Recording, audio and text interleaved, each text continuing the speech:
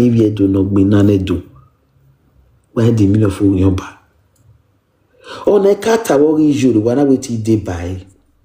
If you want to saga that person. The egwa in worry. In a way so near always see a bone.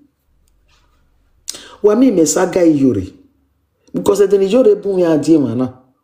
Nona Bumia de pigeon, no ladu, no that domain who say, then we go any. What that? You have a tamana, worry you buying worry.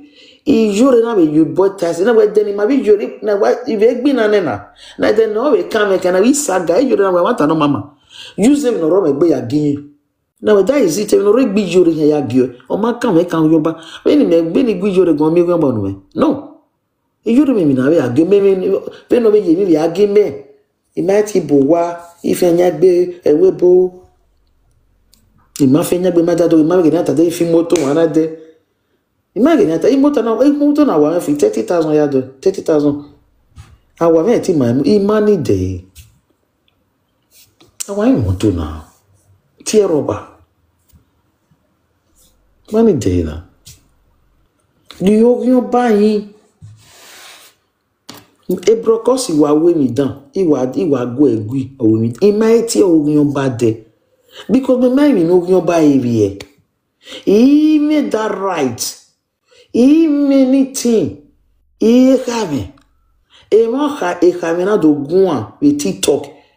Ada e page Prince no marry Juliana Juliet Maya or Bonnie. Ile idame mi no ta ya bi to podi o ya gware do pe. Or when nobody no right no kan ati won yon biro. Or wo igbera mo no ba.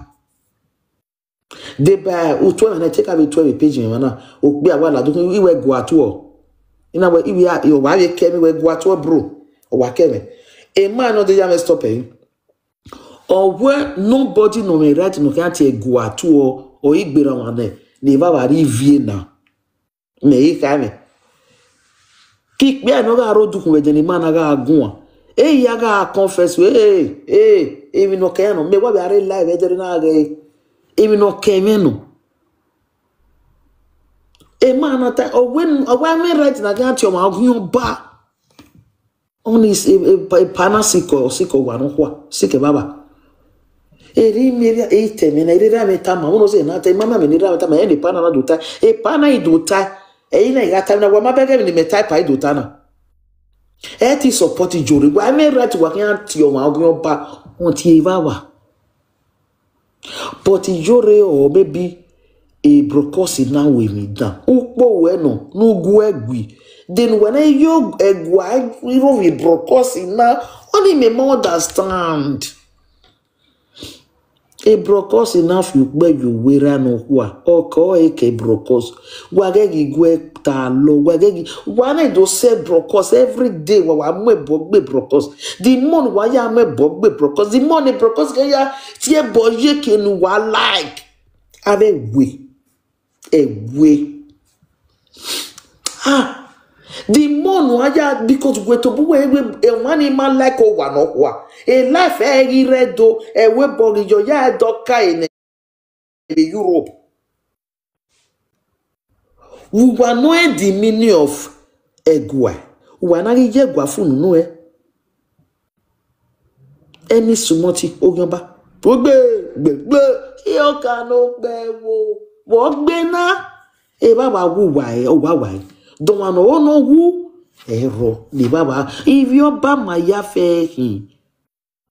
Wa zin egbe no gede gbobo. Wa ke egbe no diari agbe. Wari sakanse brokos. Yes, so. Why was sakanse brokos? Was a brokos igbora, but one as no was no bora. Wabi ati e bona metana, ma beti e bona on an enemy. Here we mama. Jamie, we are even no so. I mean, analyze ke no ma gena we no go mota menano. We say sweetheart, God bless you, my love. We say G. We say God bless you. A live video wama. E do gbina na we Igbo and Benin or rather we Sham Benin. Iya more samafo. Eastern B. We What a hair. Be Europe again. Be my leg berry na. A 6 feet, you know, say, even me yok ba nedia no, no, will be Italian, ya muya be amuite, only a yegbina ye baba. It's what leg berry, ya why are yo to, and me yo to, una maya yoi. You cannot bear. Where got to Tawaya or got in your back here? Very me, what be guanaya? The next year, I'm going to do your back. Nobody needs your ogun barrel. No ogun brocoso, no ogun barrel. Wa gwegwe brocosi na ro, gwari egwayi wore. Tawari egwayi, wana wano mwegwa gboto. Maniti ebonegwa. Wana wano mwegwa gboto. Man if you pay you wiri. Because yanti broco, me bege anyway, na una block my bege life brocosi because why? He block I block people in money berry. He we sagad my boy nage we nana. The next na block ya wuhan. Since them mage ni awu. He bege blogger. I dey block. He bege.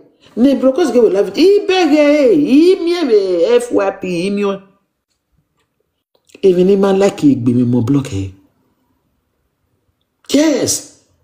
We ma block ogionba wa le lo woni so ni sakia wa le no ni sakia ni wi no ogion we tago nu we ti ogionba na mudia we mudia ke.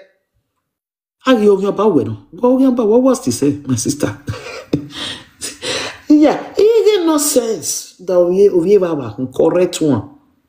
It get no sense.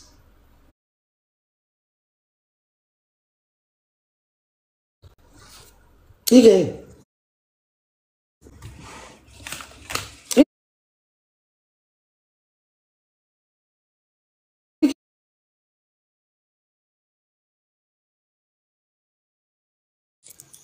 that is me for you.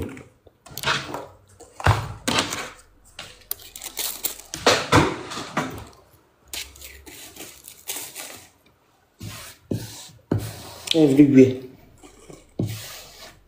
Ogionba. O corner, Ogionba. Me made kamebere TikTok, kamebere TikTok inea. Me o de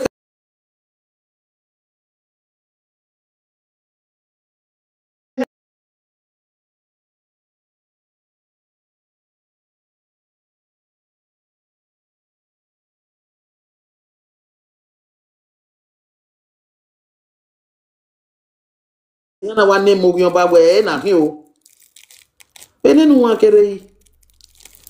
Cause ya Ogionba ya ma no. Mi me wa dera me ya bitan we omo no igu Ogionba to ta ne we no ti omo Ogionba mi ya mo gbori jore wa ma mi me. Una igu to Ogionba to ta ne Ogionba be kin. Ita mi yan ivu ke bi fun evie rio.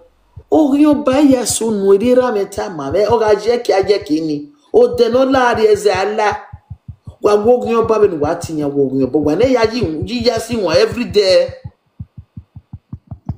Mais tu es Ogionba c'est que noje. Ou pour no ya ma. Bo wa Ogionba iba la video wa Ogionba ma fu. Igbo ma gwo me. Ari Ogionba yo wa na ge no na gba ni ti Ogionba na.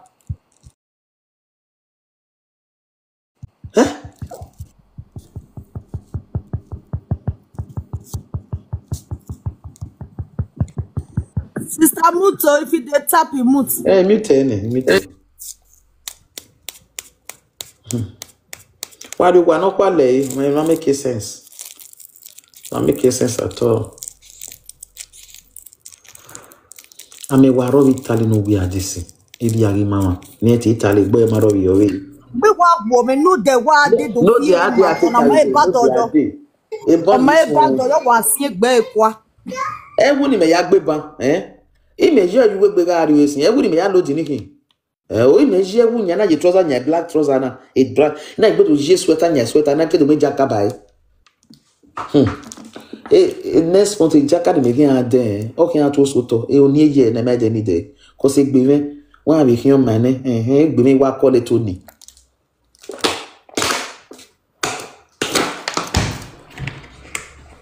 Egbe me wa call it Tony. Anyhow.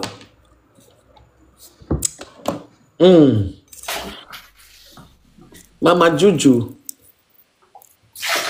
Costa. Ije abokia. Yo. Egbe wa. Miami ma. Mama. Oh, baby. Ye. Obi mi. Someone baby with wisdom we. Where say mama? Oh. Where say? Mo bole le we mele odukun the first time me wa na kin. Mama, where say? Wale le we since almost 2